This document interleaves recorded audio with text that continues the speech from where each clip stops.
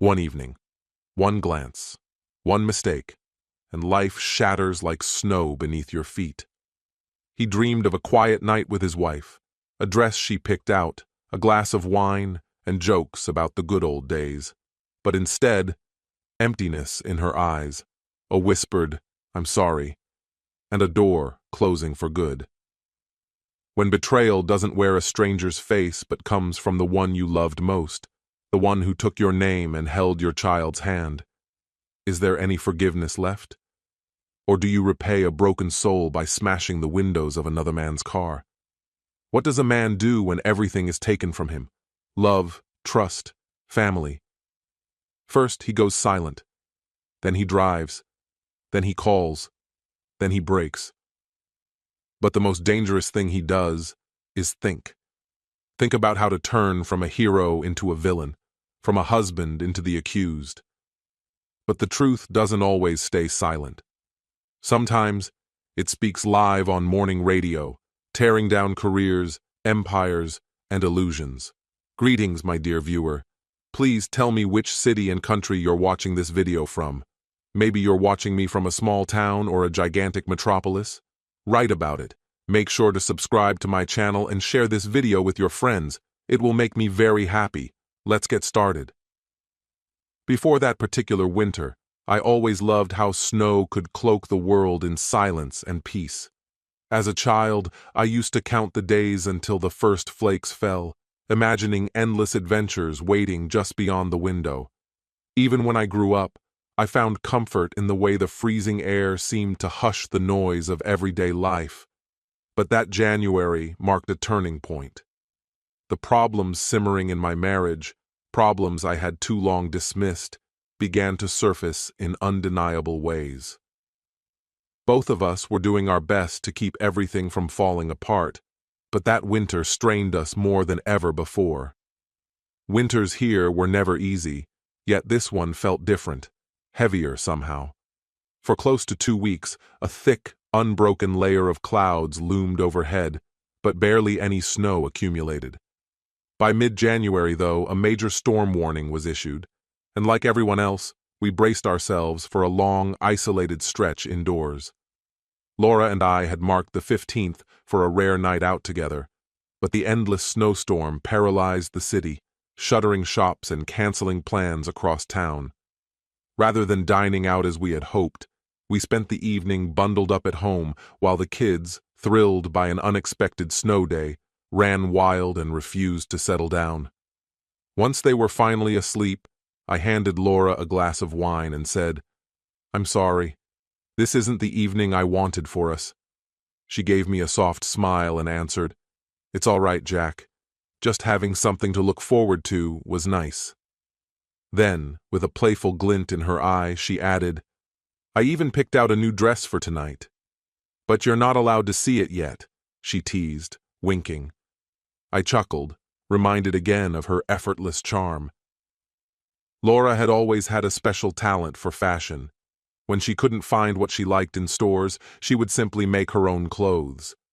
She had sewn countless outfits for our daughter Elena, especially her costumes. She always managed to look striking without ever appearing like she was trying. Looking at the glint of her wedding ring, I whispered, "Thank you for marrying me, Laura. I love you."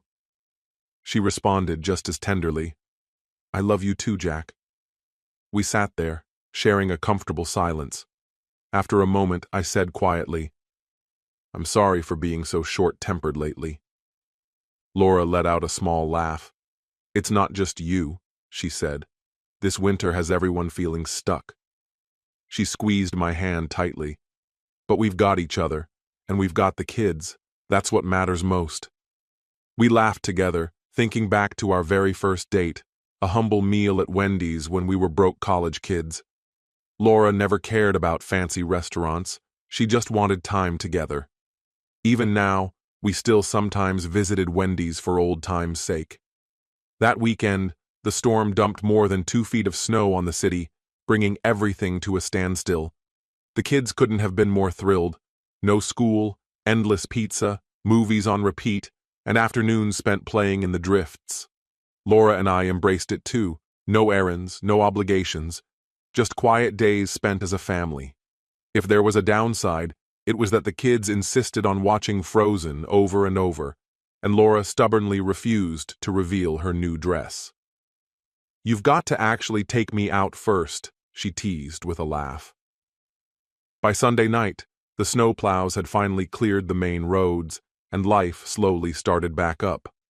Monday meant a return to routine, but the memories of that snowy weekend stayed with us. A few nights later, Laura got a call from her best friend, Delilah. She was buzzing with excitement about a plan to shake off the winter blues, a group night out, with dinner, dancing, and a hotel stay for good measure. It sounded like the perfect antidote to a dreary month. Smiling, I told her, "There's only one rule. You have to wear that mystery dress." Laura leaned in close and whispered, "Gladly." The sparkle in her eyes promised a night we wouldn't forget. When the evening finally came, Laura revealed the dress. It was a shade of blue I couldn't quite name, but it made her eyes even more dazzling. The dress was modest, long sleeves, a high neckline, and a hemline below her knees, yet it was anything but plain. As she moved, the skirt floated around her legs, and the way the dress hugged her figure was breathtaking. Watching her come down the stairs, I was left utterly speechless. She gave a knowing smile and gently nudged my chin up with her finger. "Still me," she whispered with a wink. At dinner, our group filled the restaurant with laughter and conversation. Laura was, without question, the most beautiful woman in the room, and I made sure she knew it, touching her hand, brushing her arm, soaking her in with every glance. She responded with warm smiles and gentle touches that made my heart swell. Later, after checking into our hotel rooms, we walked to a nearby club. As we entered, Laura leaned over and said under her breath, "We don't have to stay long, right?" I could tell she wasn't eager for a late night, and honestly, neither was I. Even though Laura caught plenty of admiring looks from the crowd, she only had eyes for me. When our friend Daniel asked if she wanted to dance, she politely declined, saying she wanted to stay close to me that night. Midway through the evening, excitement rippled through the club when Damian Rivas, a famous football star, arrived unexpectedly. To my astonishment, he walked over and asked Laura for a dance. I watched as she smiled and agreed, dancing with him through 2 slow songs. Something uncomfortable stirred inside me as I watched them together. When she returned to our group, I leaned in and asked if she was ready to leave. For a split second, a shadow crossed her face, fear, or something near it. She quickly excused herself, saying she needed the restroom. Delilah followed her, but only Delilah returned. After several minutes passed without any sign of Laura, I asked a bartender to check the ladies' room. Delilah looked uneasy as she said softly, "She's not in there." She left the building. Panic rising, I scanned the bar, the exits, and the parking lot. I raced outside just in time to see a Honda sedan pulling away, a large man and a dark-haired woman inside, but neither were Damien or Laura. Then, the roar of a high-performance engine grabbed my attention. I turned in time to see a black Corvette speeding out of the lot. Without thinking, I patted my pockets for my keys, only to realize I had left them inside. Frantically, I pulled out my phone and called Laura. The first call rang until it went to voicemail. I tried again, but this time it went straight there. She had turned her phone off. Seething with anger, I stormed back into the building, nearly slamming into Delilah, who had clearly been frantically looking for me. "Delilah, what the hell is happening?" I barked. Her expression softened, sadness clouding her eyes. "Jack, Laura's not here. She left with Damien tonight," she murmured. Her words landed like a punch to the gut. Images of Laura, radiant in that breathtaking dress at dinner, then at the club, flooded my mind. A surge of fury burned through me. She abandoned me for some athlete. Tonight of all nights? Balling my hands into fists, I snarled, "She blew me off for some jock on our night?" Delilah raised her hands in a soothing gesture. Jack, it's only for tonight. She's coming back tomorrow, she said, voice gentle. I shook my head, disbelief making my voice rise. She didn't even bother to tell me herself? Just disappeared? People nearby started turning to watch. Please, Jack, lower your voice, Delilah begged. She loves you. She's always loved you. It's just one night. But resentment was already boiling inside me. And you helped her pull it off, I accused sharply. Delilah didn't even try to deny it. In a whisper, she confessed.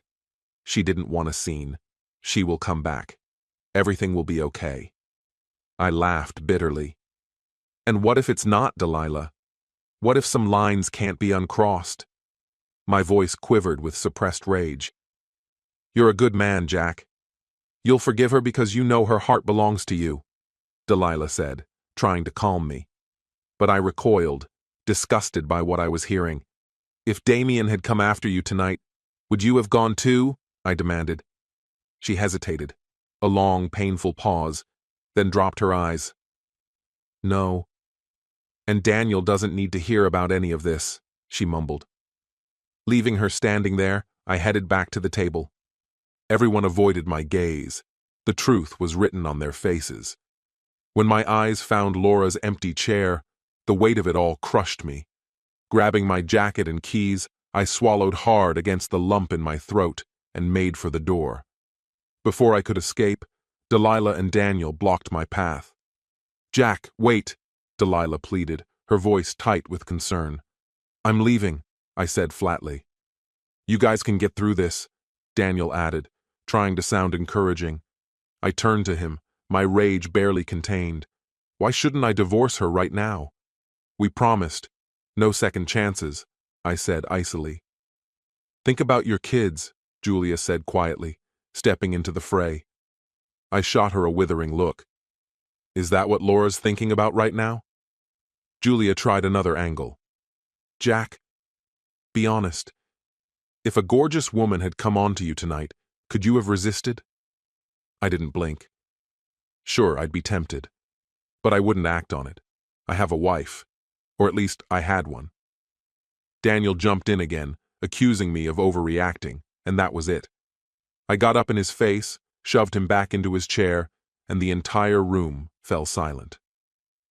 Tossing a 20 onto the table, I said grimly, That's for my tab. Cover hers, too. Without another word, I turned and walked out. The night air slapped me across the face as I paced furiously toward the hotel. Rage and heartbreak churned inside me. Tonight had been meant for celebration, a perfect memory. Instead, it was a disaster.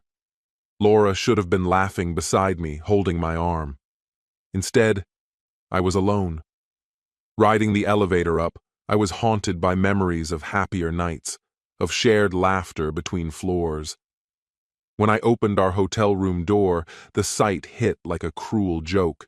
Chocolates on the pillows, a brand new set of blue lingerie laid lovingly on the bed. I picked up the delicate fabric, imagining Laura wearing it, a fantasy that instantly turned to ash. She wasn't coming back.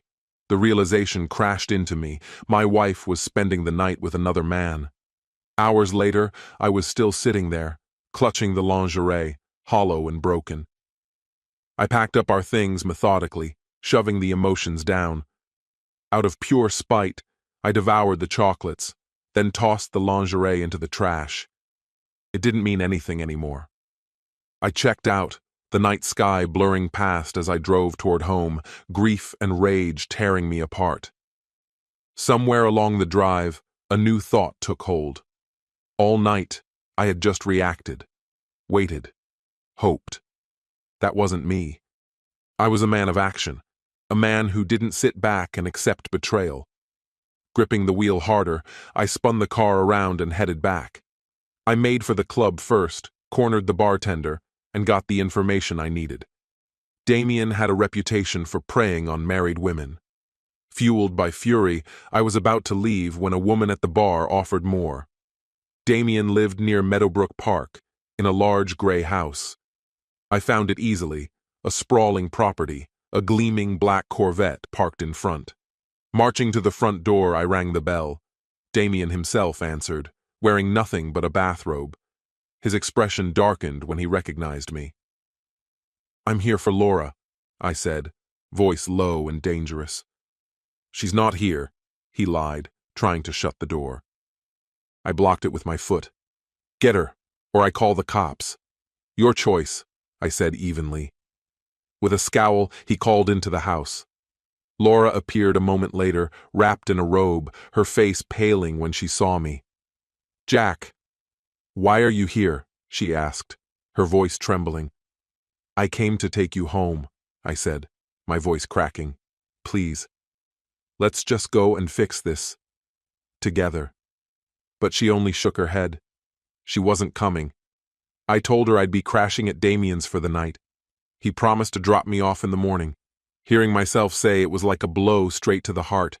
I had warned her this day would come if she kept making reckless choices, but she never listened. "Go home, Jack. We'll sort it out tomorrow," she said with a cold finality, shutting me down without a second thought. I left, a heavy certainty pressing down on me. Nothing between us would ever be the same again. She retreated into that sprawling house and slammed the door, locking me out of her life just as easily as she had locked me out of that moment. I stood frozen for a beat, empty inside, before making my way to my car. I opened the trunk and spoke into my phone with eerie calm, pulling out my emergency kit. Then, one by one, I punctured the valve stems on all 4 tires of Damien Rivas's Corvette. "It'll run about $100 to fix," I said out loud, as if logging an invoice. After finishing, I tucked a $500 check neatly under the windshield wiper and called emergency services. "There's someone vandalizing Damien Rivas's vehicle," I reported coolly, giving the dispatcher the exact location. But I wasn't done yet. I grabbed the lug wrench from the trunk, my voice still steady as I kept talking into the phone. "Now I'm breaking the driver's window, shouldn't be more than a $200 fix." I swung the wrench with controlled force, shattering the window and setting off the car's alarm. Within moments, Damien stormed outside, his shouts and curses filling the air. I raised the wrench in warning, making it clear he'd be wise to keep his distance. "Is your career worth this?" I asked him, voice low but cutting. He froze, rage burning in his eyes, but unwilling to push further. As police sirens grew closer, I let the wrench clatter to the ground and lifted my hands in surrender. The officers rushed in to separate us, and I immediately confessed to everything I had done. The woman who cuffed me leaned in close, whispering that she had no choice but to arrest me. I only asked her one thing: make sure the check I'd left was documented properly. Out of the corner of my eye, I spotted Laura standing at a distance, silent, as one of the officers collected the check. As they slid me into the back of the cruiser, I watched Damien tear the check in half with a triumphant sneer. At the station, I used my single phone call to ring the local newspaper, offering them an exclusive story on Damien Rivas.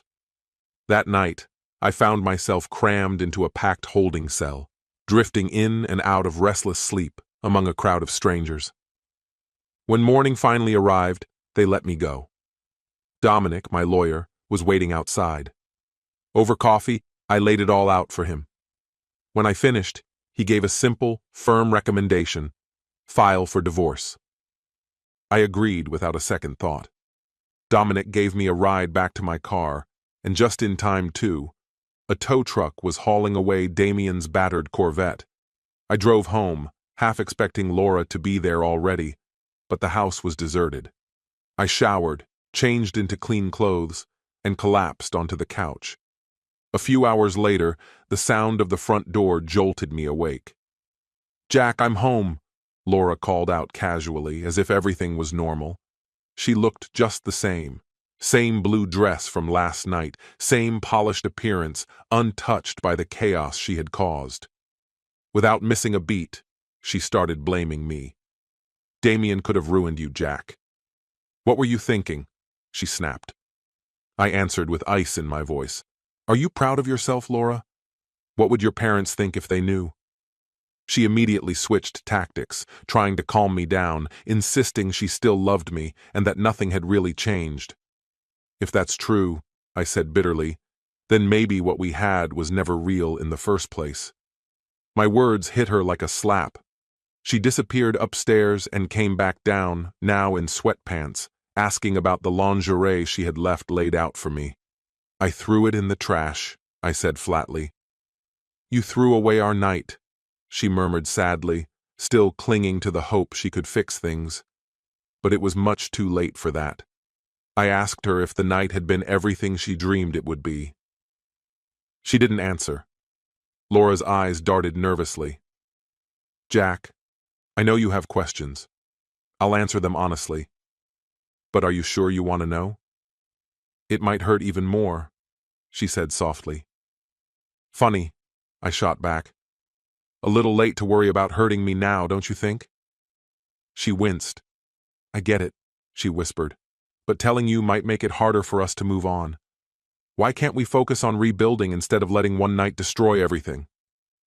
I shook my head slowly. You should have thought about that before, I said. I pointed at the vase on the mantel. How many times do you think I could smash that vase before it finally shattered? Even if you glued it back together, it would never be the same. Laura let out a heavy sigh. I love that vase, Jack. But I could live without it, she said. I can't live without us. What we have is bigger than one mistake. I know you're hurting, but I believe you love me enough to forgive me.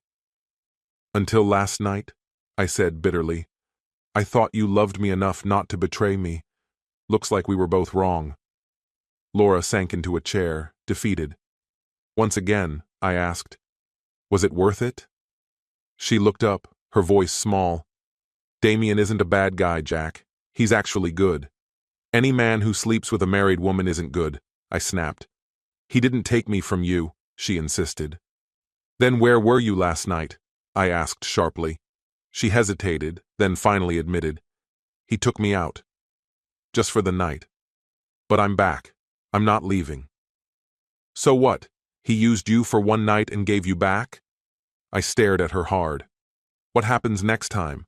Another celebrity shows up? Another night you just disappear? No, she said firmly. I'm here because I love you. This is where I belong. If he had asked you to stay longer, would you still have come home? I asked quietly. Laura's cheeks turned bright pink, but she said nothing. You're right, I said tightly. But he treated me with respect. I wish you wouldn't call him that. Oh, should I send him a thank you card for not treating you like some random hookup? I snapped back, getting to my feet, anger boiling over. She flinched slightly, and I forced myself to sit down again, trying to keep my fury in check. Fine, I said, pressing forward. Was it everything you wanted it to be? It was more than I expected, she admitted, her gaze locking onto mine with a deep sadness. I let out a slow, steady breath. Walk me through how it happened, I said. She told me that Damien had asked her to dance, and even though it caught her by surprise, she didn't say no. She figured it would just be a dance or two. But after the second song, something inside her shifted. I didn't really choose it, she murmured. I just knew I was going to. Her words hit me like a gut punch, but I stayed silent, letting her keep talking. He told me to meet him by the back door, she said. I almost felt some grim relief that he hadn't been more obvious about it in front of me. I thought you were coming back to me after those dances, I said bitterly, not sneaking off with him. I wasn't leaving you, she said, desperate. It was just one night, like running an errand. An errand? I shot back. Sleeping with him is like picking up milk at the store? She recoiled at the harshness of my words. No, not like that, she whispered. I never meant to leave you behind. I asked her if she would have stayed if I had interrupted, if I had cut in during one of their dances. She met my eyes without hesitation. No, the simple honesty of it cut deeper than anything else. So I don't mean anything to you, I said, voice flat. Jack, no, she said urgently. You mean everything to me? Your actions don't say the same, I replied coldly. The moment he appeared, it was like I had disappeared from her world. I glanced at the clock. I'm going to pick up the kids, help get them settled in, and then I'm leaving for a while. I can't stay here right now. Jack, I never wanted to hurt you, she said, her voice breaking apart. Please don't make this even harder than it already is. You already did that, I said sharply. Think about Elena and Toby, she begged. Were you thinking about them when you were with him? I fired back. Before walking out, I turned to her. I want you to write everything down, not the graphic stuff, just what you were feeling, how you let it happen, because right now, I can't even stand to be around you. I'll do whatever it takes, she said quietly. But how am I supposed to fix anything if you're not even here? Not until you show me a clean STD test, I said bluntly. Laura's face turned bright red with shame. Do you really have to humiliate me like this? Damien's an athlete. He has to be clean. Did you ask him? I demanded. She lowered her eyes. No. Exactly, I said, grabbing my coat and heading for the door, disgusted at how little thought she had given it. When I picked up the kids, they came running, yelling, "Daddy!" Their noise and laughter filled the car, chaotic and wonderful, exactly what I needed. Back at the house, they showered Laura with the same joy, while I unpacked their overnight bags and quietly packed my own. After dinner and bedtime stories, we tucked them in. I kissed them good night and made a silent promise. No matter what, I would never walk away from them. Later that evening, Laura approached me cautiously. Jack, she said quietly, are you sure you want me to write it all down? Won't reading it just make everything worse? Worn down and drained, I answered. I never asked for any of this. But it happened anyway. What I want clearly doesn't matter to you anymore. I understand, she said softly. I'll write it. I'll even mark the worst parts so you can skip them if you want. I gave a faint nod, swung my bag over my shoulder and said, I'll see you after dinner tomorrow.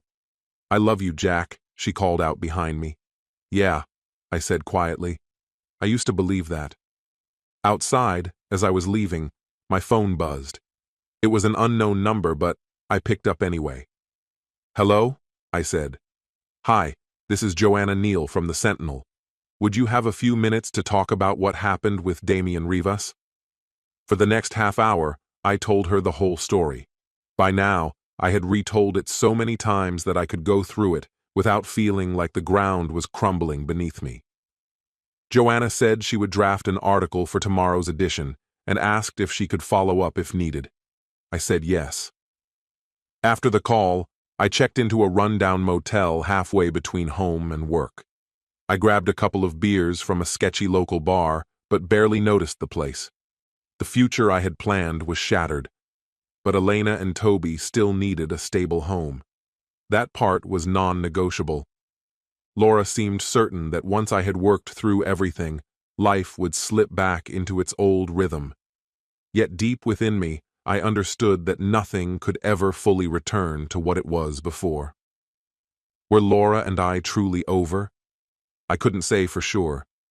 But the thought of our children living between two separate households was unbearable. We had to figure out a way forward, for their sake. The next night, when I stepped inside the house, the kids met me with their usual exuberance. Laura greeted me too, smiling warmly, but I held up my hand to stop her. I told her plainly that I didn't want her touching me until she gave me what I had asked for. After the kids were finally tucked into bed, she came over holding a pile of handwritten notes. I spent a lot of time writing this for you, Jack, she said softly, her voice almost breaking. I tried to answer everything honestly. Her fingers trembled slightly as she placed the papers in my hands. Reading it will hurt, I know, she added. I cried while writing it. But I won't hide anything from you. She carefully set the pages in my palms. Good night, Jack. I love you, she whispered. She leaned in to kiss me goodnight, but I blocked her again with a raised hand. Saying nothing more, she turned and quietly walked away. I sat there, staring at her familiar handwriting, so deeply hers that it hurt to look at. It pulled up memories of the woman I thought I knew so well. Taking a heavy breath, I started to read. It began simply, "Dear Jack, when you walked out, you said you couldn't understand how I could say I loved you after everything I had done. Hearing that shattered me. I know you meant that if my love had been real, I never would have betrayed you. And for a long time, I believed that too, until Damien came to our table, and suddenly, everything shifted. I need you to understand. My love for you has always been real. Even though I know my actions tore you apart, it wasn't anger or revenge that drove me. I'm telling you the full truth now, because you deserve it, even if it's painful. When Damien first held me during that dance, I felt swept away. His strength, his presence, it made me feel so small, so overwhelmed. But he never forced me. I could have chosen differently. Somehow, though, it felt inevitable from the first moment. I knew that night would end with him, and I didn't resist it. Did I feel exhilarated then? Yes. Do I hate that feeling now? Absolutely. I despise how easily I gave up control to a man who never truly cared about me. Would any man have affected me like that? No. You know Peter. He's tall and commanding too. But he never made me feel what Damien did. It was something unique about him. When I asked Delilah to walk with me to the bathroom, she already knew. She said Damien wanted the one woman who wasn't chasing him. She told me I was lucky, and that she'd keep you distracted so I could slip away. She urged me to just have fun. I stepped outside, and there was Damien, waiting, somehow already holding my coat. Maybe that's just what happens when you're famous. When he draped the coat around my shoulders, the same rush I'd felt on the dance floor washed over me again. He drove me to his house, put on soft music, and we danced alone.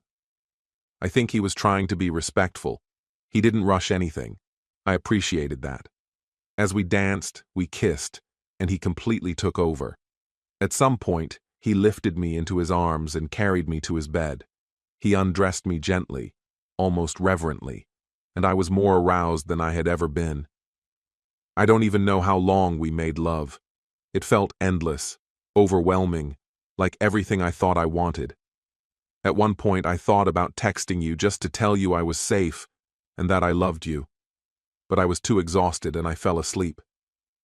Then came the banging on the door. I didn't realize it was you at first. When I saw you, I froze. I wanted Damien to make you leave. When he told me to handle it myself, I was paralyzed.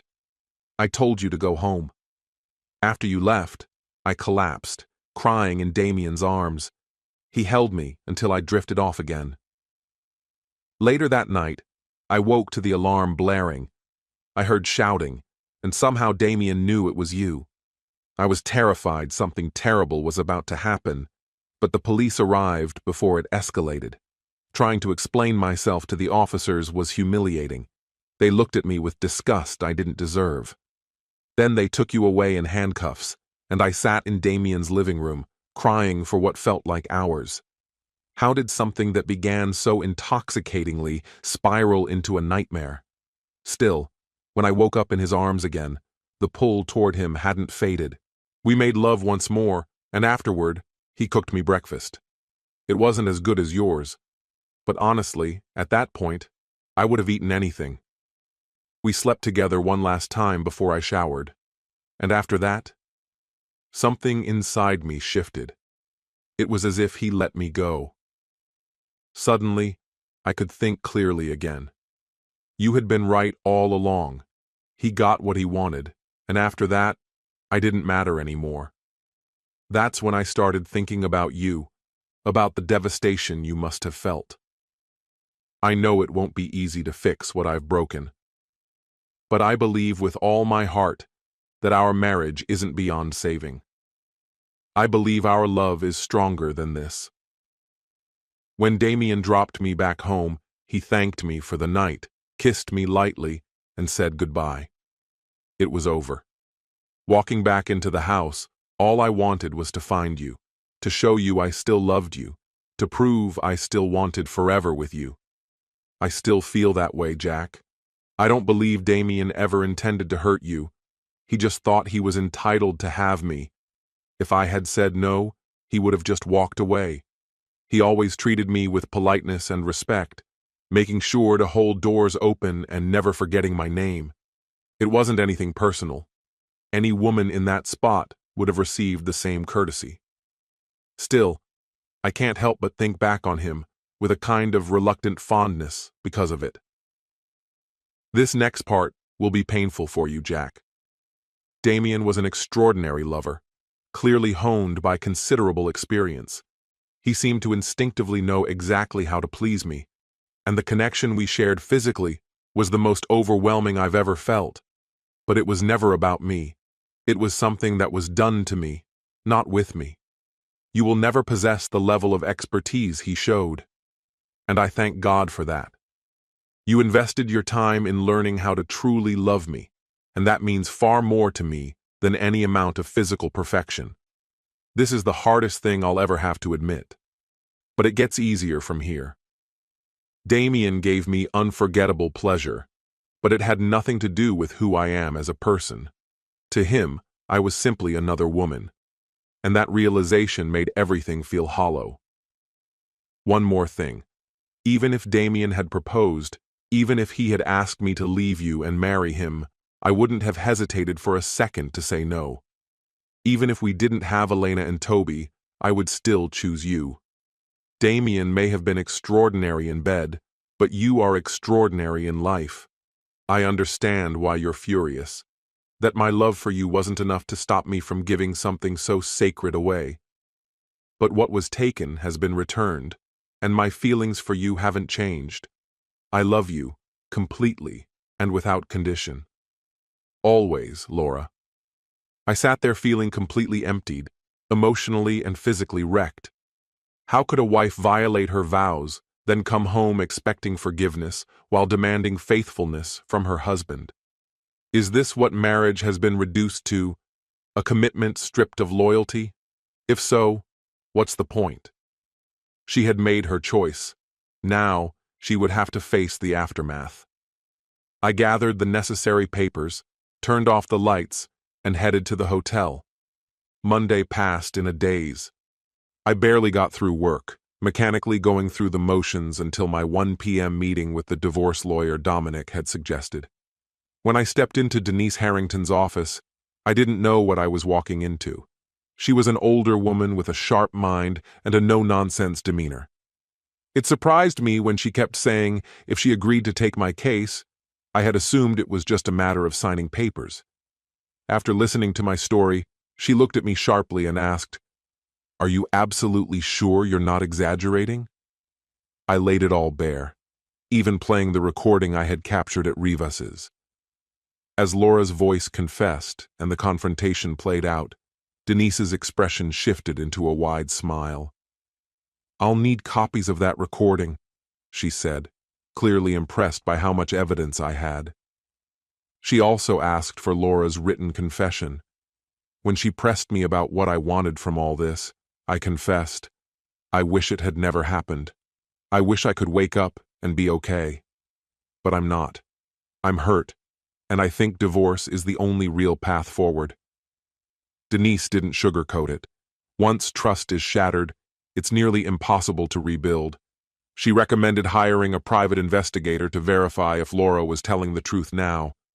She handed me a card, warning that it could cost several $1,000s, but said that it might give me clarity or peace of mind. I hated the idea, but I understood her reasoning. Before I left, she reassured me, "Let me handle the legal battles. You focus on putting yourself back together." Later that afternoon, I met Russell Jennings, a plain, middle-aged man who was an expert in surveillance tech. I spent close to $3,800 on monitoring devices that could track Laura's phone calls, texts, and location. Russell even helped me install an app that would secretly record everything happening on her phone. There was no way I could focus at work after that, so I went home early. Laura was in the kitchen, stiff and jittery as she prepped dinner. I greeted her, but there were no hugs, no kisses. We both knew a brutal conversation was looming. I spent time playing with the kids, soaking in their innocence and excitement, while Laura lingered in the kitchen, alone with her gnawing guilt. That morning, installing the surveillance app had taken less than 10 minutes. She hadn't even changed her password. Later that night, once the kids were tucked into bed, we sat together on the couch, each with a glass of wine in hand. "How was your day?" she asked softly. "Just another Monday," I said heavily. "Exhausting." She gave a tentative smile and said, "Mine wasn't too bad. It was nice not to think about everything for a few hours." I couldn't stop the bitterness that slipped into my voice. "Must be nice." She flinched at my tone. "Delilah called this afternoon," she added quietly. "What did she want?" I asked warily. "She's not as bad as you think," Laura said quickly, almost pleading. "She asked about you before she mentioned Damien. She said she's sorry you're hurting, and that she believes it'll get better with time, just a rough patch." "Shows how little she understands," I snapped. Silence settled over us like a heavy blanket. On the surface, we looked like any married couple winding down after a long day. But beneath it, everything had shifted. The space between us was cold and unfamiliar, and we both felt it. "Do you have any questions about what I wrote?" Laura asked, her voice trembling. I shook my head, feeling adrift. "I was looking for something in your letter," I said quietly, "but I didn't find it." Her posture tightened. "What were you looking for?" "Some recognition," I said slowly, "of what you're asking me to overcome if we're ever going to have a future." She shivered slightly. "Do you want to talk about it now, or would you rather wait until you're ready?" "You need to hear it," I said. "But it doesn't have to be tonight. The sooner we face it, the sooner I can start healing." I nodded, summoning my courage. "All right." "Let's imagine for a second," I began, locking eyes with her, "that this was our first date. And you left with another man that same night, slept with him, then came back the next morning. If that had happened, would there have ever been a second date?" "But Jack," she said, her voice breaking. "It was Damien." "And why?" I asked, my voice low and trembling. "Does that make it any different? You still ended up choosing him, not me. If this had happened on a first date, I would have walked away without a second glance. But after nearly 10 years of marriage, how am I supposed to pretend it didn't matter? Jack, it's not like I picked him over you. Don't lie to yourself. You did. For the rest of my life, I'll carry the knowledge that I was only your first option because the better one didn't stick around." Laura's expression crumpled in disbelief. "That's not true, Jack. You've always been my choice. One night can't wipe that away." "But it did. It wrecked everything. From the moment he asked you to dance to everything that followed, you were his, not mine. How can I convince you that's not how it happened? You can't, because it is how it happened. You made decision after decision, signaling Delilah, asking her to distract me, stepping right into his arms. It wasn't just a one-time betrayal.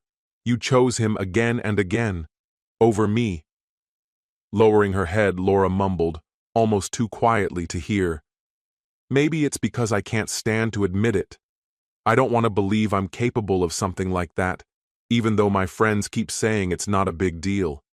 But deep down, I know it's wrong. A week ago, we didn't even need words to understand each other. Now, I don't even know what's real anymore." She exhaled shakily. "I know I hurt you. I know that. But people recover from worse. We can too, if we let ourselves. You're not wrong. Time might dull the pain, but something vital was already broken. You destroyed the trust I thought was unbreakable. The parts of our marriage I believed were sacred and untouchable are gone now. What's left for me to believe in?" She said nothing, only sighing heavily. "I'm still the same woman, Jack. I haven't changed. Maybe, but we have. and Friday night made sure of that. Laura stood there in silence, frozen for a long moment. I know I caused this, and I know you're hurting, but you're strong, Jack. You've survived worse. I let out a long, tired breath. What if the man you married died that night, Laura? What if he's not coming back? She pulled herself up straight, her eyes shimmering with unshed tears, but unwavering. If he's gone, then so am I. But I won't believe he's really lost. I refuse. I grabbed my coat and headed for the door. Maybe you're right, I said. But right now, all I can see is the hurt. I'm staying at the hotel tonight. As I walked away, the crushing unfairness of it all hit me like a wave. She got her night, the one she chose, and somehow, I was the one left to carry the wreckage. Everyone around us acted like it was just a blip. Meanwhile, my life was shattered, and I was expected to find a way to fix it. Later that night, my phone rang. It was Dominic. Hey man, did you see the Sentinel? They printed your story. Rivas and your wife are getting dragged through the mud. I hadn't even thought about that reporter since our conversation. Curiosity got the better of me, so I swung by a corner store and grabbed a copy. And there it was, a full-page feature, photos and all, including one of Rivas's Corvette. The window smashed to pieces. The article didn't outright accuse them, but the implications were obvious between the lines. They exposed every flaw, his endorsements, his career, his future contracts, dragging his whole image through the dirt. My phone wouldn't stop buzzing for hours, flooded with calls and texts from people reacting to the news. Eventually, I let it all go to voicemail. When I finally checked the messages later at the hotel, one caught my attention. David Carter, the host of Coffee in the Morning, our town's popular sports radio show. Jack, he said, I read the article. We'd love to have you call into the show tomorrow morning. Our biggest audience is around 7:30, 8:30. If you call around 7, we'll get you right on. He left me the producer's number. It was close to 11 p.m. when my phone buzzed again, but this time it wasn't a call. It was a notification from the tracking app I had secretly installed on Laura's phone. A new message had arrived. It read, Dear Laura, sorry I missed you at Morrison's last night. Hope you're okay. I'll never forget our dance and everything that came after. Would love to see you again. I'll call soon. Damien. He had texted her, which meant she had given him her number. So much for it being a one-time thing. If she had truly intended to leave it behind, why would she make it possible for him to reach her again? I waited, heart pounding and sick with dread, to see if she would reply. Thank God she didn't. Eventually, sheer exhaustion dragged me down, but sleep brought no peace. The nightmares came, relentless and brutal. During the day I could distract myself, but at night I had no defenses. Again and again, I was forced to relive that night at Morrison's, watching Laura in Damien's arms, surrendering to him in ways she never had with me. Her words echoed in my head, the best intimacy I've ever had. Those words became a poison, corroding even my dreams. I would wake up soaked in sweat, sometimes sobbing, only to fall back into the same tortured sleep. Laura's remorse was real, but not once had she shown true regret for what she had done with Damien. And after seeing that text, a new fear gnawed at me. What if it wasn't over? How could I ever trust her again? That night at the club, I had believed we were unbreakable. But the moment Damien appeared, she forgot about me without hesitation. Even later, when I showed up at Damien's house, she shut the door in my face, slamming it on me, on our marriage, on everything we had built. Those thoughts consumed me, devoured me, until finally, Tuesday morning arrived. I woke before the sun, almost grateful for the escape from my nightmares. Remembering my scheduled radio call-in, I forced myself to get dressed and prepared to tell my side of the story. As usual, I turned on Coffee in the Morning while I shaved and showered. They were chatting about the team's season, tossing a few half-hearted criticisms at Damien, but nothing serious. At exactly 7 a.m., I picked up the phone and made the call. Before putting me on hold, the producer gave me a quick reminder: stick to the facts and don't get swept up in emotion. When David Carter finally brought me onto the line, I could feel nervous energy crawling up my spine. "Let's bring Jack Larkin into the conversation," David said. "Jack, you're not exactly a sports journalist, right?" "Correct," I replied. "I'm just an ordinary fan, like anyone else. But you were there Friday night when Damien made his appearance, and you've got some insight into what unfolded afterward?" "Yeah, you could say that," I told him. I carefully described how Damien and I had exchanged some sharp words, and suggested that the incident might have thrown him off his game come Sunday.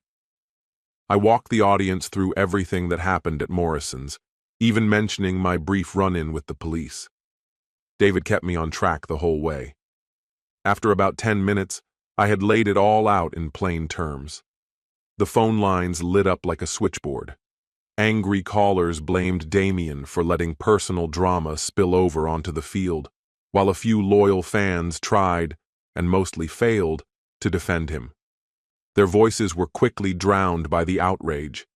David kept me on the air for nearly another 40 minutes, letting the flood of calls hammer away at Damien's reputation.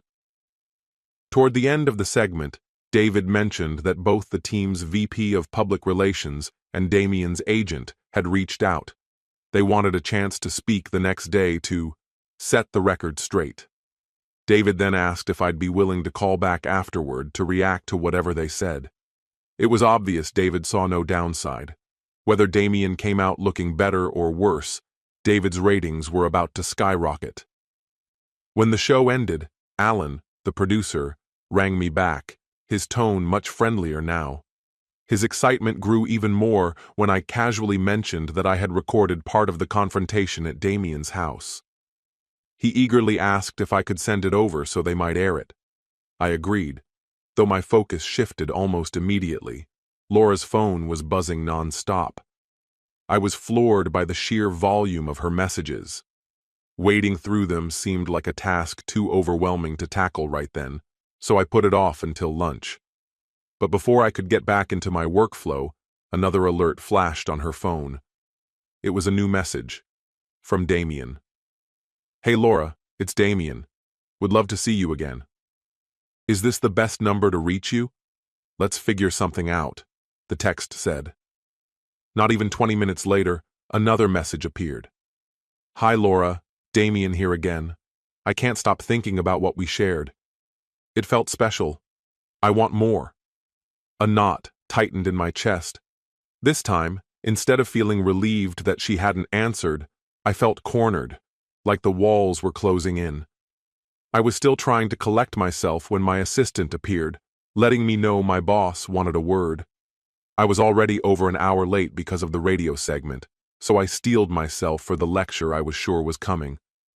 I poked my head into Peter's office, bracing for impact, but instead, he greeted me with a wry smile. "Come on in, Jack. Grab a seat," he said, motioning to a chair. I sat down, wary. Peter let out a chuckle. "Heard you on Caseport during my drive this morning. Hell, seems like half the office caught it too," he said, laughing. "Listen, I'm sorry you're going through all this. You should have told me on Monday." "Honestly, Peter," I admitted, "I was still trying to process everything. It's humiliating enough when your wife cheats. Even worse when it's with someone famous. I'm still trying to make sense of it." Peter nodded with real sympathy. "I know you'll keep doing solid work, but if you need some time off, just let me know. I'll cover for you." Hearing that took a heavy weight off my chest. I was especially relieved he didn't imply that my radio appearance could bring trouble to the company. I thanked him and made my way back to my desk, catching the sideways glances from co-workers as I went. The whole office clearly knew. The rest of the day passed in a strange haze. Women smiled at me a little more warmly. Men gave me quiet nods of sympathy when we crossed paths. Their kindness helped, but it all felt oddly surreal, being the center of attention while my personal life lay in ruins. Before that Friday night, my life had been solid, predictable. No major highs, no crushing lows. Maybe that's why Laura thought she could shatter it without consequence, assuming I would just quietly patch it all back together. But now I understood. That stable life I believed in had been an illusion. There was no piecing it back. When lunchtime finally rolled around, I forced myself to dive into Laura's messages. I started with her texts and quickly realized how much trivial gossip filled them. Most of her office group chats were mindless chatter about co-workers' outfits and weekend plans. I figured those could wait, something to mindlessly scroll through later, maybe over a beer. Her private texts with close friends carried a little more weight, but the real answers I knew would be in her call history. The first voicemail was from Julia, one of the friends we'd been with at Morrison's. Her message was short, asking Laura to call her back. Something about it nagged at me. I couldn't shake the sense that Julia had known more than she let on that night. After deleting Julia's voicemail, another text popped up on Laura's phone. It was from her, sent to Damien. "Hi, Damien. Thanks for your messages. I'm in a meeting with my boss right now, but can I call you in about half an hour?" she wrote. Damien's response came almost immediately. "I was starting to worry you were ignoring me," he texted back. "Not at all," she replied. "Talk soon." I held my breath while skimming their messages, silently praying it would be nothing serious. It wasn't disastrous, but it definitely wasn't good either. Was she just going to warn him to back off? I'd have my answer soon enough. Feeling the need to clear my head, I headed to the restroom, made a few copies, and grabbed some coffee before returning. Back at my desk, I resumed the mind-numbing task of clearing out Laura's mountain of mundane emails from suppliers and co-workers. That's when one voicemail stood out. "Hello, Damien?" "It's me." Laura's voice came through, soft and full of longing. "Of course, Laura." "I've been missing you, babe," Damien answered, his tone smooth and familiar. "I miss you too," Laura breathed. "I think about you all the time. But we have to be careful. Jack can't find out we're still talking." "Relax," Damien said confidently. "Jack's not really mad at you. It's me he's after. He's making a huge deal out of this. He even spoke to a newspaper and went on the radio this morning to smear me." "That can't be true," Laura said in disbelief. "He was just at our house for dinner yesterday and acted completely normal." "Believe it," Damien replied firmly. "He's creating a mess." "You need to reason with him," Laura urged. "Calm him down before things get worse." "I'll give it a shot," Damien agreed. "I'll try talking to him too," Laura added hesitantly. "But this isn't going how I thought it would. I figured he'd be mad for a bit and then let it go. This feels different. Why are you making this so complicated?" "We had something real, didn't we?" Damien pressed. "You told me you felt things with me that you never felt with him." "That's true," Laura admitted sadly. "But Jack's a great husband and a wonderful father. I feel secure with him. Being with you is exciting, but I can't ignore the fact that you've never been fully loyal," she went on. "How could I throw away my life with Jack for someone I can't trust completely?" "But don't you think it's worth the risk?" Damien pleaded. "I can't gamble with my children's future," Laura said thickly, emotion cracking her voice. "I love you, but I have to choose what's best for them." "Just give me a little more time," Damien begged. "We'll work it out. I'll call you tomorrow. Got stuff to handle at the gym tonight." "Okay, babe," she murmured. "Love you," Damien said warmly. "I love you too," Laura whispered back. Hearing those last words left me feeling hollow and numb. I stared blankly at my monitor, fully grasping what Denise had meant when she said, "Trust, but verify." Now that my worst fears had been confirmed, I felt completely lost. The rest of the afternoon passed in a blur. Co-workers offered polite, knowing smiles while inside, the weight of Laura's betrayal crushed me. As the day finally wound down, Kelsey, my assistant, poked her head into my office, concern shadowing her features. "Hey, boss, You don't seem like yourself today. Can I do anything? She asked, her voice gentle. I forced a smile and thanked her, assuring her I just needed some time to sort things out. She hesitated, clearly worried, but gave me space as I requested. When I finally made it home, the tension hit me like a wall. The kids were snuggled up in the family room, glued to yet another screening of Frozen, while Laura moved around the kitchen in stiff, mechanical motions. "Smells great in here," I said, forcing cheer into my voice. "Dinner will be ready in 20 minutes, she answered shortly. "The kids would love it if you hung out with them for a while." The coldness in her voice was undeniable. Dinner was painfully awkward. The kids kept the conversation lively, chattering away, but Laura hardly said a word, barely lifting her eyes. Every time I tried to draw her into conversation, she responded with curt, clipped remarks. She was seething but trying to hold it together for the children's sake. Afterward, when I offered to help clean up, she curtly ordered me to help get the kids ready for bed instead. After Toby fell asleep and Elena settled down with a book, Laura dropped heavily into a chair at the kitchen table, arms crossed tightly over her chest. One glance at her told me this wasn't going to be a pleasant talk. "I can't believe you would stoop so low," she hissed, anger simmering just under the surface. "How could you do something so cruel? Didn't you think about how I would feel?" "What exactly are you referring to?" I asked, though I had a strong idea. It had to be the newspaper article or the radio broadcast. "I get that you're mad at me," she snapped, "but dragging Damien's name through the mud in public? You're trying to ruin his career. What about me? My friends? My co-workers? How do you think this makes me look?" Her voice rose with every word.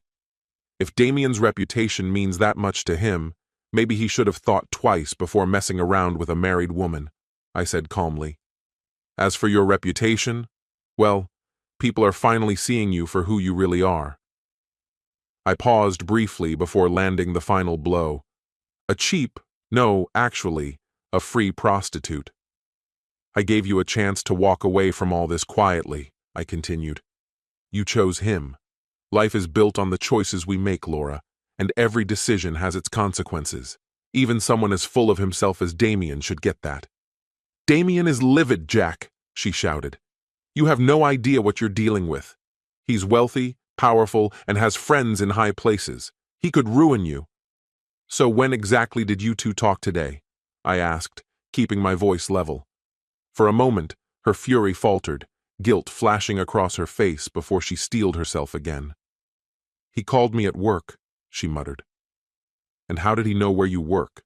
I pressed. "He didn't," she admitted, voice shrinking. "He called my cell." "And how exactly did he get your number?" I asked, already knowing the answer. "I gave it to him," she whispered. "When did you give him your number?" "It was when he dropped me off Saturday morning," she answered, her voice strained with desperation. "And if you had no plans to ever see him again?" "Why hand it over?" I asked sharply. "I wasn't thinking clearly when he asked," she stammered. "Fine," I said icily. "When he contacts you again, and he will, make it absolutely clear where you stand. This is only going to get messier." I stood up, snatching my jacket from the chair.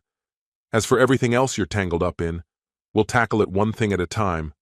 But right now, I need to leave." "Big day tomorrow," I added, as I moved toward the exit. "But Jack—" "This is your home," Laura said hesitantly. "I'm not so sure anymore, Laura." "We'll see," I replied, grabbing my backpack and heading out. Visiting Russell was looking like a smarter idea with every step I took. Meanwhile, my laptop had been steadily recording all the conversations from the planted phones and cameras during the entire scene. I just needed time to sift through it all. But not tonight. When I finally arrived at my hotel, the clock was creeping past midnight. After a few restless hours filled with jarring dreams, I woke around 4:30 a.m. on Wednesday, too wired to fall back asleep. A quick shower later, and I was already on the road by 6:30, steering toward the radio station. Alan was there, waiting, and he ran me through the plan. Rivas's agent and his PR manager would join David in the main broadcast room, while I stayed out of sight in a side booth behind a one-way mirror. At 6:55 a.m., my phone vibrated with a new message from Laura. "Jack, I know where you are and what you're about to do. Please don't. Think of me. Think of our family. Let this go."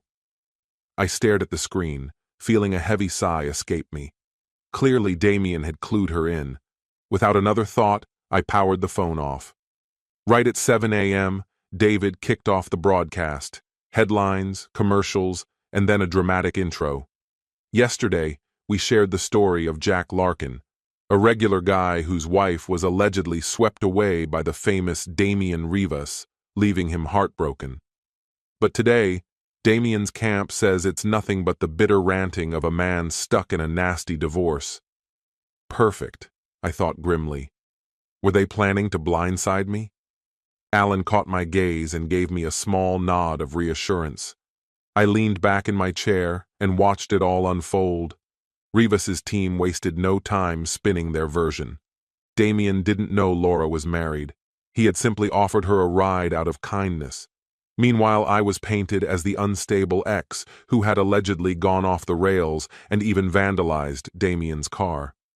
They portrayed Damien as the real victim, and even claimed he wanted to help rebuild my life. As their segment ended, David hyped up the next part, teasing my appearance, while Rivas's representatives shot daggers at me with their eyes.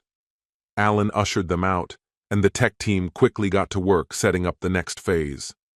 Ryan, one of the engineers, explained the setup. "We've stitched together bits of your recordings and theirs. David will steer the questions. I'll cue the clips. You just focus on staying clear and steady," he said. He leaned closer, lowering his voice. "I was up all night cutting this together. You're not alone, man. A lot of guys fear ending up in your shoes. You're showing it happens. I'm not about to let them bury you." Moments later, David's voice filled the studio. We were live. The next hour was seamless. David would read a claim made by Rivas's people, and immediately a recording would play, exposing their lie. While we had talked, my laptop had been quietly pulling down the audio files I needed. There was still a lot to sift through, but it would have to wait. By the time I reached the hotel, the clock had crept past midnight. Sleep came in broken fits, haunted by dreams of disgrace and loss. At 4:30 a.m. Wednesday, I found myself lying awake, staring at the ceiling. By 6:30, I was showered, dressed, and making my way to the radio station. When I got there, Alan laid out the plan.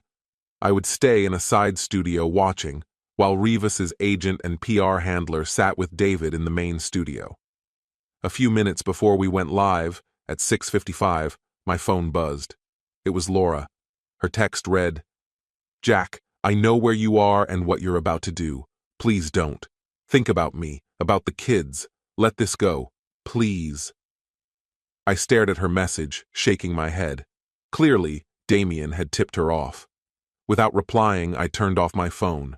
Right at 7 David kicked off the broadcast, recapping my story from the previous day and welcoming Rivas's camp to give their version. They spun it carefully, insisting Damien had no clue Laura was married and that he was simply escorting her home for her own safety. They painted me as some jealous husband who had overreacted and vandalized Damien's car without justification. As their segment wrapped up, David teased my upcoming appearance. Rivas's people shot me death stares as they were ushered out of the studio. Meanwhile, Ryan, one of the tech guys, came over and said, "We pulled the right clips to set the record straight. I stayed up all night. You got screwed, man. We're gonna fix this." Then David's voice boomed through the studio speakers. My cue. We were live. For the next half hour, David played clips from Rivas's representatives, immediately followed by my recordings that flat out dismantled their lies. Whenever necessary, I jumped in to add context, making sure the audience could see exactly where the truth lay. The whole thing went off without a hitch. By the end, there wasn't a doubt left about who had been honest. Sure, it felt brutal to air my dirty laundry on the airwaves, but setting the record straight about Rivas's lies made it worthwhile. When David opened the phone lines, the floodgates opened. Listeners were furious about being lied to. Sports fans don't tolerate betrayal, and the betrayal felt personal. After the show, the station was buzzing. People clapped me on the back, and even David suggested I should call into the show again sometime. As Alan walked me to the door, he pulled me aside. "Keep your guard up," he warned. "Guys like Rivas have deep pockets and they don't fight fair." I thanked him, still riding the adrenaline of a small but meaningful win. Back at the office, the celebration continued. Everyone had heard the broadcast. But my high crashed when I saw the flood of voicemails and notes from Laura, all variations on the same heartbroken plea. How could you do this to me? To the kids? To Damien? For a moment, guilt twisted inside me, until I reread the last line. To Damien? That was the part that snapped me back to reality. Just then, Dominic called. "Jack, arraignment set for Monday at 9 Psi," he reminded me. "You're still facing vandalism charges over Rivas's car." "What's the game plan?" I asked. "Pretty routine," Dominic said. "You'll enter your plea and they'll schedule a trial. But just so you know, you basically admitted to it on that emergency call, and because it involves a celebrity, the DA might push for a stiffer penalty. If I plead guilty and explain what happened." "Might help," he said. "I'll talk to the DA and get the arresting officers to support your version. Meet me at 8 sharp Monday morning, okay?" After we hung up, I spent my lunch break combing through the surveillance recordings from the house. Most of it was mundane, until I stumbled onto a call between Laura and Delilah. On the recording, Delilah was urging Laura to turn up the pressure on me, to remind me that if she divorced me, I'd walk away with nothing. Laura sounded hesitant, uncertain if she could actually go through with it. Delilah kept pushing, telling her to toughen up, but Laura's voice was conflicted, torn between whatever feelings she still had for me and her connection to Damien. The rest of the afternoon blurred past, the rush from the radio show drained away by the weight of Laura's wavering heart. Later, Corey asked if I wanted to grab drinks with a few of the guys. I declined, saying I already had dinner plans with Laura and the kids. I texted Laura to confirm, and she replied almost immediately, "Not tonight. Let's talk tomorrow." The meaning behind it was clear. Her heart was somewhere else now. As I set my phone down, another message appeared, one not intended for me. It was from Laura to Damien. 10 o'clock. I stood there, frozen, unsure of what to do next. As Corey passed by once more, I called out to him, "Hey Corey, is that invitation still open?" He shot me a wide grin. "Definitely," he said. "We're heading to All-Star. Catch you there." All-Star was exactly what you'd expect from a classic sports bar. A big rectangular bar dominating the center, surrounded by clusters of tall tables, lower tables closer to the walls, and booths lining the perimeter. Flat-screen TVs covered almost every inch above the bar, each tuned to different games.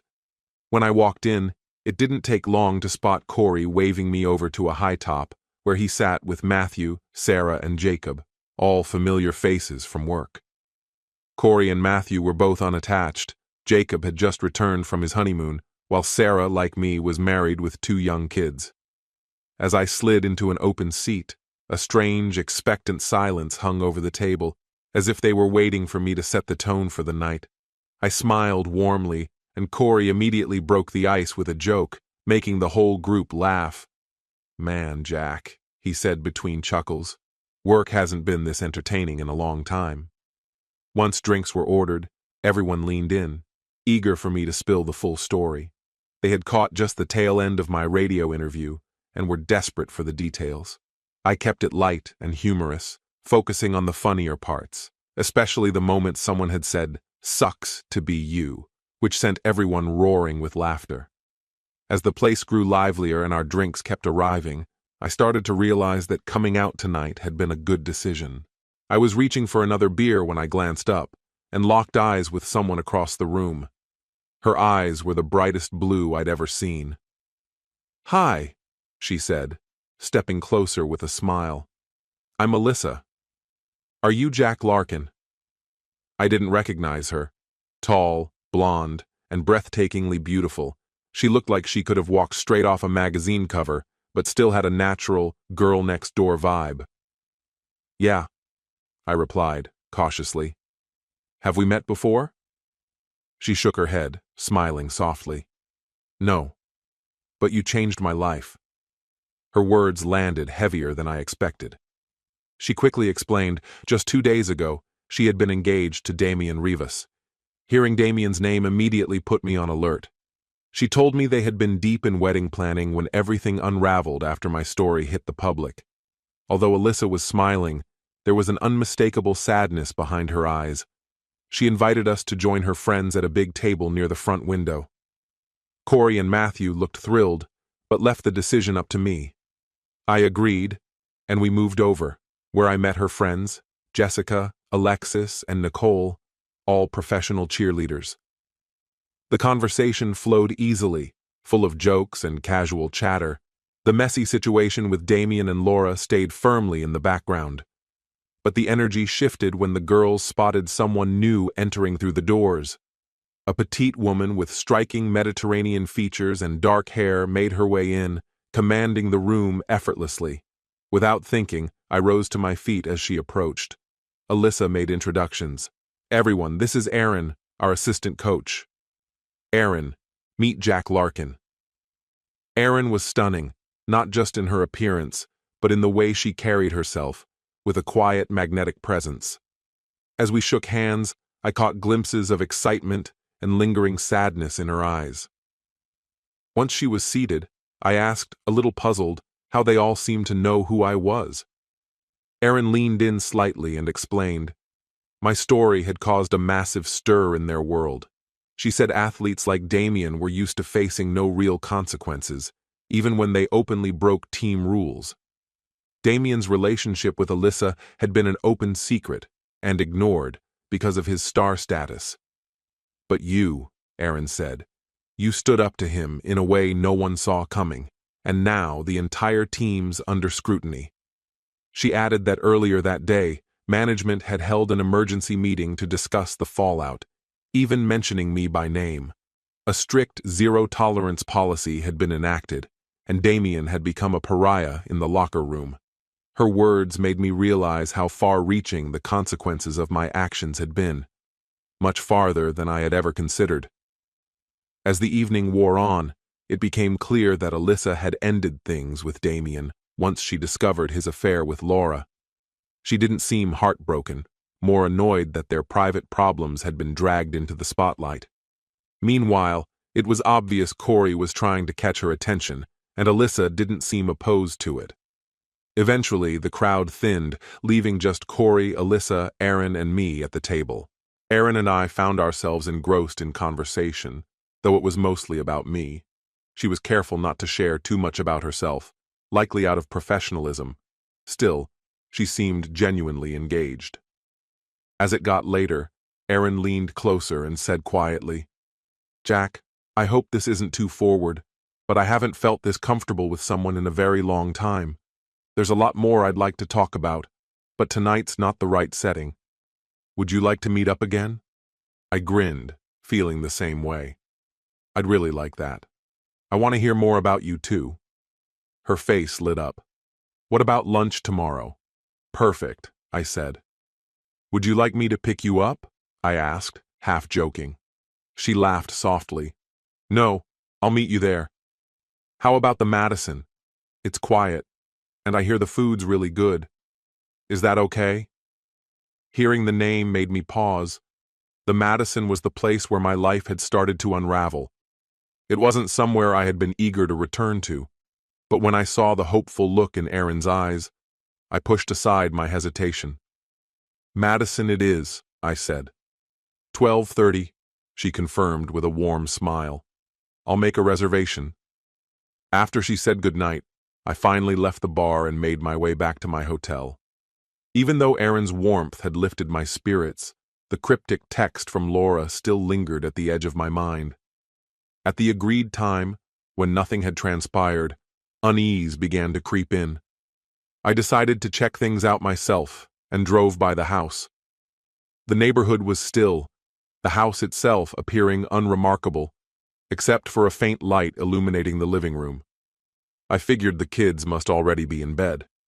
I wasn't exactly proud to be sneaking around, but my need to know outweighed my guilt.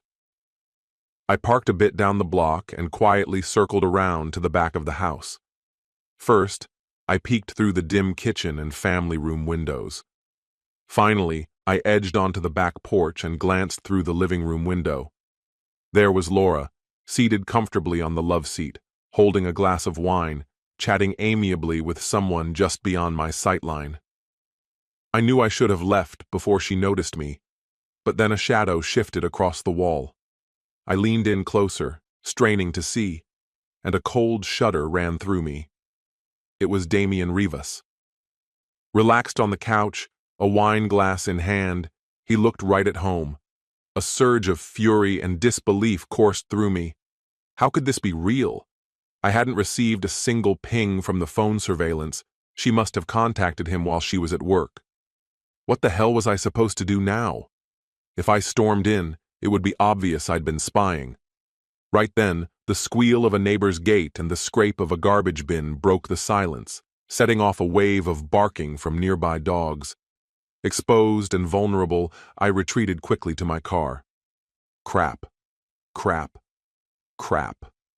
That word kept hammering inside my head. What disaster was unfolding right in front of me? I tried to reassure myself. Everything was recorded. By morning, I would have the full story. But that night, sleep barely touched me. Instead, endless images of Laura and Damian tormented my mind. I couldn't stop thinking about Erin either. Something about her didn't sit right, like she was keeping something important from me. When the sun finally rose, I dragged myself from bed, feeling drained and on edge. As I got dressed, I tuned into the local sports radio station. There were rumors swirling about Damian Rivas possibly being traded after the season. I wondered grimly how Laura would react, especially after the scene I'd witnessed the night before. I decided to text Laura to see if she had already left for work. "Good morning, Laura. Hope you had a restful night. I miss you and the kids. How about dinner tomorrow?" Her reply was as cold as ice. "What's wrong? No more garbage to spew on the radio today?" I shot back without thinking, "Nope. Tell your pal he's safe for now." It was childish, yes, but I couldn't help myself. When she didn't answer, I drove over to the house. Everything inside looked normal, aside from a few dirty breakfast dishes left in the sink. I set up my laptop to download the surveillance recordings, grabbed some financial documents for my lawyer, and wandered upstairs to check on the kids' rooms. Toby's room was its usual chaotic mess. I smiled faintly as the familiar scent of his shampoo still lingered on the pillow. Elena's room was a picture of order. A new framed photo caught my eye, one of her and me at her Halloween party, enclosed in a heart-shaped frame. Unexpected tears sprang to my eyes. The master bedroom, however, felt different. My things were packed away, replaced by unfamiliar belongings. Strange clothes I didn't recognize hung prominently in the closet. The sight left me unsettled, though I couldn't immediately say why. Back downstairs, the downloads had completed. I packed up the laptop and headed off to meet my lawyer. Denise, sharp as ever, handed me a list of court-approved counselors and told me to pick 3 names for review. Later, back at my office, my phone rang. It was Delilah. I rejected the call immediately. Talking to her was the last thing I wanted. Moments later, Daniel called. He tried to defend her, but I cut him off. "She's not my friend," I snapped. I hesitated, but then decided to lay it all out. After Laura left the club Friday night with that idiot, Delilah told me something insane. She said if Damian had chosen her instead of Laura, she would have betrayed me the exact same way. Daniel was clearly shaken, stumbling over his words, but deep down, he knew I was telling the truth. Still, he tried to appeal to me. "Jack, don't you see? You and Laura are the gold standard for the rest of us. Everyone looks up to you too. Why do you think you're always the designated driver? It's not just about staying sober, It's because we trust you to do the right thing. If Laura and I are your shining example, I said coolly, then your marriage is worse off than you think. After a few more bitter exchanges, we hung up, both stubbornly clinging to our own version of things. I realized then, Daniel needed Delilah in his life. I needed her gone from mine. Locking the office door, I settled in to review the surveillance footage from the night before. As the video played, I watched Laura tuck the kids into bed, my phone buzzing with a text from Aaron confirming our lunch plans. I barely noticed. On screen, Laura spent nearly an hour getting ready, as if preparing for an important date. Not a good sign, I muttered under my breath. Right before 10, looking polished and ready, Laura took a phone call. A man's voice simply said, "I'm 5 out," before hanging up. Moments later, Damian Rivas stepped into the house. They shared wine in the kitchen, chatting, keeping a respectful physical distance. There was no inappropriate touching, but their conversation veered into troubling territory. Rivas was angry, complaining that I had been tarnishing his image in the media and on the radio. He worried the bad press might jeopardize his endorsement deals because of morality clauses. He urged Laura to convince me to back off. Just as tensions threatened to boil over, a knock echoed from my office door. Kelsey rushed inside, urgently reporting a client crisis that demanded my immediate focus. It wasn't until midday that we had made enough progress for me to finally slip away for lunch. As I headed back to grab my coat, I noticed Kelsey throwing me a worried look. "Apologies for bursting in like that earlier, boss," she said hesitantly. "You seem off. Everything all right?" "Yeah," I assured her, forcing a smile. "Just caught me by surprise. I've got a lunch meeting to get to, but I'll check in when I'm back." At the Madison, it didn't take long for me to spot Erin. She looked even more stunning than I remembered. Once we sat down, the conversation flowed naturally. Erin began to share painful fragments of her past, stories about her parents' deep love, and the devastating accident that took her father's life. Afterward, her mother remarried a cruel man, and grief pulled her into a deep depression. Hearing Erin's story was heartbreaking, yet she spoke with a calm strength that was both humbling and inspiring. Just as we were beginning to form a real connection, my heart sank. Laura was striding toward us, her face twisted in rage. "What the hell is this supposed to be?" she barked. "Who is she?" I fought to keep my tone steady. "Laura, keep your voice down." She ignored me, her volume rising. "You're cheating on me." "This isn't an affair," I said loudly enough for the nearby tables to hear. "An affair is when a wife sleeps with someone who isn't her husband. You should know about that." Laura stood frozen, aware that everyone around us was now watching. I asked Erin to give us a moment and led Laura outside. As we stepped out, I caught sight of Delilah sitting with a group of her friends not far away. It clicked instantly. Delilah must have tipped Laura off. "Now everyone here knows what you've done," I said, my voice icy. "And I'm sure they also think you've completely lost it. Go back to your office, or wherever it is you hide these days." Still seething, Laura demanded to know who Erin was. "Her name's Erin. You're the one who introduced us, remember?" She looked unconvinced. I pressed on. "If you hadn't spent your weekend with Damian, Erin wouldn't even be sitting across from me right now." "But Delilah said she saw you holding her hand," Laura snapped. "She shared something painful with me," I said calmly. I was comforting her. "It's called being human." "You've always said married people shouldn't have private meetings without telling their spouse," she retorted. And she wasn't wrong. I had preached that principle more than once. "And you've crossed lines much worse than that lately," I shot back. "You keep throwing that in my face," Laura said, her voice breaking. "But this is different, can't you see?" "I'm not even referring to Friday night," I said quietly. Her face lost all color. "What are you talking about?" she whispered. "I swung by the house last night," I said. "You weren't alone." Her expression crumbled into panic. "Why didn't you come inside?" she asked, almost pleading. Because I saw more than enough from the driveway, I said firmly. And I knew you were lying. It was obvious we needed a serious conversation, but not here, not like this.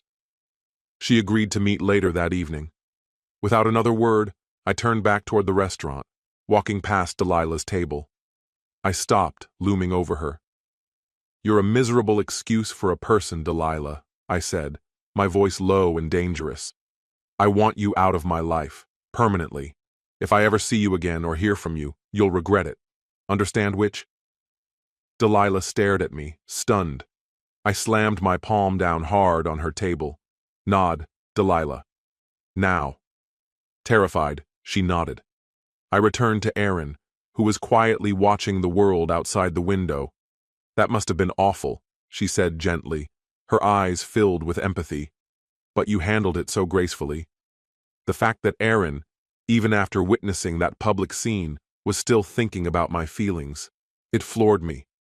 That was real compassion, something Laura had failed to show during the darkest times of our marriage. We tried to pick up our conversation where we had left off, but my mind kept drifting, sorting through old memories, trying to find even a single moment when Laura had shown this kind of tenderness. She had been confident, even bold, but empathy had never been her strength, especially not lately. We eventually finished our meal. Although the connection between Aaron and me was still there, the day's chaos had cast a shadow over it. We exchanged a polite goodbye and a kiss on the cheek, promising to stay in touch without setting any firm plans. As I walked away, it became clear. Time apart was exactly what I needed. Back at the office, the team buzzed with excitement about our latest project's success. I offered a forced smile, but inwardly, I craved solitude. I shut my office door and began combing through the recordings from the night before. The hours blurred together. At some point, I vaguely remember Kelsey poking her head in to say goodnight. It was after 6 when I finally packed up to leave. As much as I dreaded it, I knew I had to check in with the kids. The house was silent when I arrived, save for the comforting aroma of something baking. On the dining table, a letter in Laura's handwriting lay neatly folded atop my dinner plate. Inside, she poured out her guilt and sorrow over what had happened with Damien, begging for another shot to rebuild what we had lost.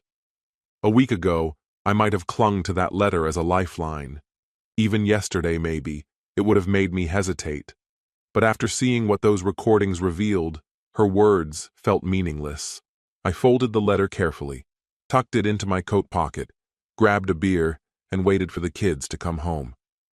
The rest of the night was exactly what I needed. Just me and the kids, laughing, wrestling, and playing together. It was simple, pure, and peaceful.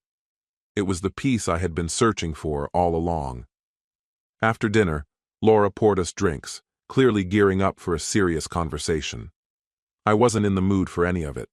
I told her I was worn out and suggested we postpone the talk until tomorrow.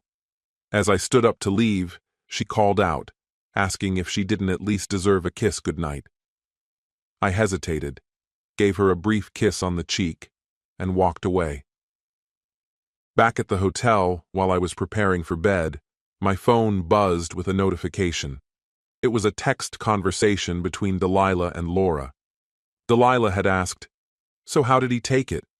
Laura had replied, "I'm not sure. He didn't stick around long enough for me to explain."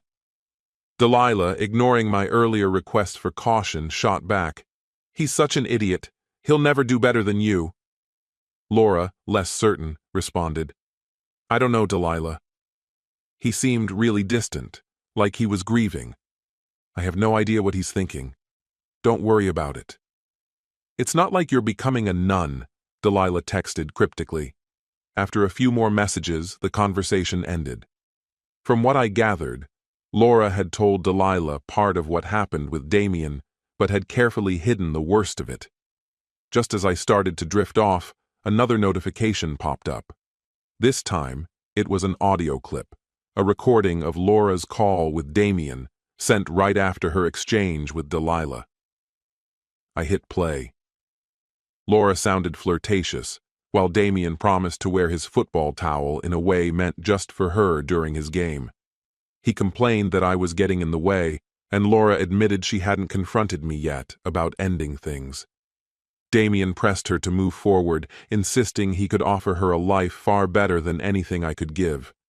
Laura admitted their night together had been the most intense, passionate experience she'd ever had. Even though she still thought of me as the father of her kids, she couldn't deny her feelings for Damien. The call ended with them exchanging declarations of love. I woke up the next morning feeling crushed by the weight of everything that had happened. It was clear there wasn't going to be any fairy tale ending for me. Determined not to let things slip even further out of my control, I decided it was time to move back home, if only to stay close to my children and minimize Laura's time with Damien. I sent Laura a message letting her know I'd be home that evening. She responded almost instantly, sounding cheerful. "That's wonderful, sweetheart. The kids will be thrilled. We really need to talk." When I arrived at the house, I didn't waste time. I set up my laptop to start downloading surveillance footage. Given everything I'd heard and read, the idea of sharing a bed with Laura made my skin crawl. I inflated an air mattress in Toby's room, pushing aside his toys to make space. I moved Laura's belongings out of the master bedroom, storing some in Elena's room and stashing the rest in the garage. I knew she wouldn't be thrilled, but I figured she'd assume it was just temporary. I grabbed my laptop and headed to the office, arriving a little later than usual. Throughout the day, Laura kept texting me, sounding upbeat and optimistic about us getting back to normal, even offering to make a special dinner. When I returned home that evening, everything felt strangely rehearsed. The kids were neatly dressed, quietly watching TV, and Laura, dressed as if she had plans to go out, was just putting the final touches on dinner. The dining room table was set with our nicest dishes. Laura never mentioned the sleeping changes, but upstairs, I noticed a few subtle shifts. Our wedding picture had been placed on my nightstand, and across the room, a glamorous photo of her was positioned to face me. Dinner was peaceful but stiff. Toby was excited about his new room, but Elena, upset at being displaced, sulked. I assured her it was only temporary. Laura quickly smiled before Elena could say anything more. After dinner, Laura surprised me by insisting on doing the dishes herself, something she rarely did. I stayed with the kids, helping them get ready for bed and reading them a few stories. When I came back downstairs, Laura was stretched out on the couch, sipping a glass of wine, a cold beer waiting for me on the coffee table. "Jack, I know you're exhausted, but we really need to sit down and talk seriously," she said. "Can it wait until tomorrow?" I replied, deliberately keeping my gaze averted. Frustrated, she pushed back. "I just want to go over everything you've been doing with the newspaper and the radio stations." It was obvious that Damien was her real concern. I stood up and said, "There's nothing that can't wait. We'll talk tomorrow." "Good night," I added, heading upstairs, leaving her sitting there in silence. Later, my phone buzzed again, probably more messages between her and Damien, but I didn't even look. I actually slept better knowing I'd disrupted whatever plans they might have made. The next morning, I was up early working in the yard. Laura called me in for breakfast, but I told her I'd eat later. Around 10, she came outside and asked if I could watch the kids while she ran a few errands. I agreed, happy for the extra time with them. When she came back hours later with only a couple of small shopping bags, my suspicion grew. That evening, when she knocked on Toby's door to call me for dinner, I pretended to be asleep. My phone kept vibrating with message after message, but I ignored them all, enjoying the peace that came from shutting her and Damien out. The following morning, I decided to take the kids on a trip to the zoo. I left a short note on the kitchen counter. "Thought you might be tired, so I'm taking the kids to the zoo. We'll be home by dinner. Hope you have a great day." We had a perfect day wandering through the exhibits. I kept my phone off the entire time, refusing to let anything ruin the moment. By the time we pulled into the driveway that evening, the kids were asleep in the back seat, and Laura was waiting at the kitchen table. "Where have you been? Why didn't you answer your phone?" she snapped. "We spent the day at the zoo. I didn't want to be disturbed, I said calmly.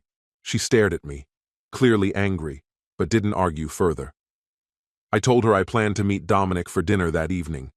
She reminded me, her frustration barely contained, that we were supposed to have an important talk. I gave a brief response. I'd spent the whole day with my family and wasn't up for conversation. Setting the Sunday Sentinel down on the kitchen counter, I caught the headline shouting, "Rivas dealt to Salt Lake City, fallen local hero." Laura barely glanced at it before speaking, her voice frosty. "That wasn't right, Jack. Damien didn't deserve this." A surge of anger flared inside me. "There's plenty of blame to go around, Laura," I retorted sharply, "including someone standing in this very kitchen." Rather than fueling another argument, I lied about needing to meet Dominic. In truth, there were no plans. I just couldn't risk letting slip what I'd uncovered on the surveillance footage. That night, after sifting through Laura's messages, I listened to a furious voicemail from Rivas, exploding over his abrupt trade. The idea of him losing everything while sneaking around with married women made me laugh in spite of myself, a bitter, humorless sound. Later, when I finally stepped through the door at home, the house was pitch black except for a thin beam of light spilling from Laura's bedroom. I moved quietly toward the master suite, only for Laura to knock moments later. She stepped in wearing a flimsy robe, her face drawn and full of sorrow. "Is there any hope left for us, Jack?" she asked, her voice breaking with desperation. I gave her the truth. "I don't know, Laura. Maybe if you'd chosen to come home with me instead of chasing after Rivas. But now, I'm not sure anymore." She broke down into uncontrollable sobs, begging for forgiveness. "I never intended for it to go this far," she wept. "I love you, Jack. Can't we find a way back?" I moved further from her, shaking my head. "It's too late. I'm not the same man anymore." I reminded her that I had a court hearing in the morning and needed to get some rest. When I asked if she planned to show up, she quickly promised she would, ready to do anything to repair the damage. I ended it without further discussion. "Good night, Laura," I said, closing the door between us. Before sunrise the next day, I was already dressed and ready for what was ahead. By 6 o'clock, I was fueling up my car, skimming yet another front-page article about Rivas's humiliating fall.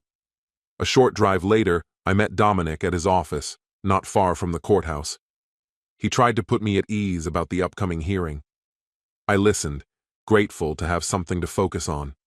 As we entered the courthouse lobby, security was intense. Deputies were patting down everyone even more thoroughly than TSA agents.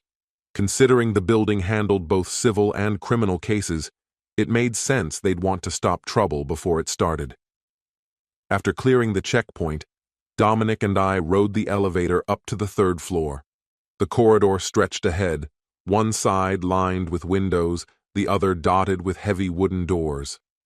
Dominic spotted a woman in business attire and flagged her down.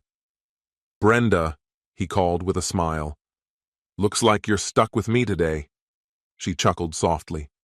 "And here I thought I'd have a quiet morning. Guess not." Dominic stepped aside to have a private word with her.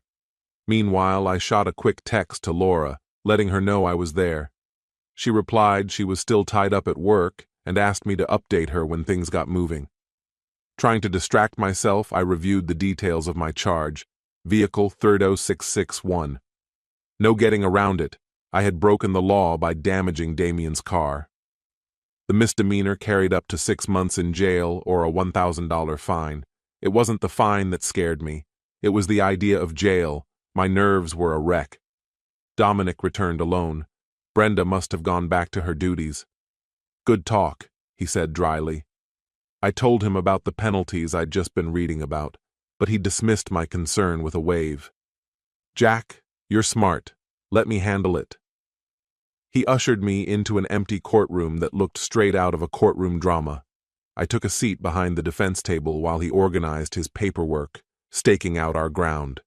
Slowly, the courtroom began to fill. Defendants, lawyers, onlookers. Right at 9, the bailiff ordered everyone to silence their phones. When the judge entered, We all rose, then sat again in unison. Dominic leaned over and whispered that my case would be called last, just as he had expected. The morning dragged painfully on. Each case seemed heavier than the one before, and the judge's patience wore thinner with every passing minute. I could feel anxiety gnawing at me. By 11:20, most people had cleared out. Brenda returned, accompanied by an assistant. From the corner of my eye, I noticed Joanna Neal, a reporter, perched quietly in the back. But Laura was still nowhere to be seen. At last, my name was called. The clerk recited the charges: malicious mischief for damaging Damian Rivas's vehicle. The judge asked both attorneys if they thought the case could be settled today. Dominic and the assistant DA both nodded. The judge beckoned them into his chambers. Left alone, I sat, the weight of the situation pressing harder with each tick of the clock. 2 officers entered, probably the same ones who had arrested me, and took seats nearby. Just as I was beginning to lose hope, Rivas strode in, Laura following closely behind. She tried to act as if they had arrived separately, but the guilt written across her face gave her away. Laura slid into the seat beside me, whispering urgently, "Is it happening yet?" I quickly filled her in and motioned for her to keep quiet. Another 15 minutes crawled by before Dominic and the assistant district attorney returned. The judge followed, taking his seat. Dominic gestured for me to stand beside him. The judge commended Dominic for his handling of the matter, but raised a question about restitution. He asked to see the car repair estimates Dominic had submitted. After reviewing the papers, the judge noted the damage was relatively minor, with estimates between $88 and $348. He added that Dominic had mentioned I had offered $500 in restitution, which Rivas had declined. Fixing me with a firm look, the judge asked, "Is that correct, Mr. Larkin?" The judge leaned forward and posed his question. "Yes, Your Honor," I replied firmly, without a moment's pause. Rivas sprang up immediately, his voice rising in anger. "That's a lie! He never gave me anything!" he shouted. Turning his attention to Laura, the judge asked, "Mrs. Larkin, did your husband offer Mr. Rivas $500 in restitution?" Caught off guard, Laura stiffened, clearly unnerved by the sudden interrogation. She glanced at Rivas, who discreetly motioned to her, signaling how he wanted her to answer. When she looked over at me, I remained expressionless, offering no guidance. After a long, tense pause, she turned back to the judge and said, "No, Your Honor." "Jack never offered Damian any money," Laura insisted. The judge eyed her suspiciously and reminded her of the grave consequences of perjury. Yet Laura stood her ground. "I'm absolutely certain, Your Honor. I was present the whole time. If something like that had happened, I would have seen it." It was painfully clear Rivas still held sway over her. The judge then directed his attention to the prosecutor, asking if there were any witnesses ready to testify. Officer Megan James was then called to the stand. Officer James recounted how I had asked her to document a $500 check I had left tucked under Rivas's windshield wiper. She testified that she photographed the check and later witnessed Rivas tearing it apart right in front of Laura. After hearing her statement, the judge once again turned to me and requested my plea. "Guilty, Your Honor," I said. Instead of sentencing me immediately, the judge decided to defer it for a year, placing me on unsupervised probation.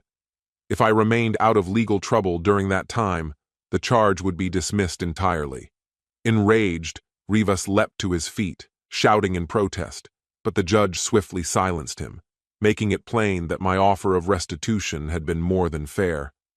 Before concluding, the judge sternly rebuked both Rivas and Laura for trying to deceive the court and sentenced them each to 3 days in jail for contempt.